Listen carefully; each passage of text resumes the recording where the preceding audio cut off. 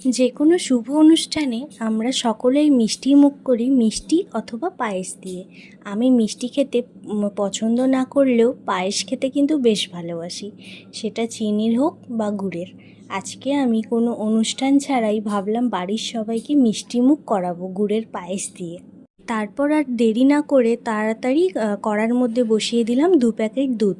আর দুধটা ফুটে উঠতে উঠতে আমি আরেক দিকে 100 গ্রাম গোবিন্দভোগ চালকে ভালোভাবে ধুয়ে জল ঝরিয়ে ঘি মাখিয়ে রেখেছিলাম, তারপর সেটা দুধের মধ্যে দিয়ে দিলাম।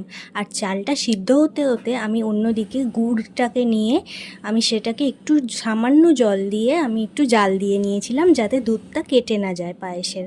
কারণ অনেক সময় আমি যখন জীবনে প্রথম পায়েস বানিয়েছিলাম আমার পায়েস কেটে গেছিলো গুড়ের জন্য।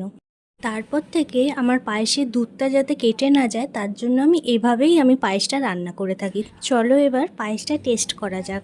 আর পায়েসটা খেতে ভীষণই সুন্দর হয়েছিল, নিজে বানিয়েছি বলে বলছি না, তবে তোমরাও এভাবে বানিয়ে দেখো।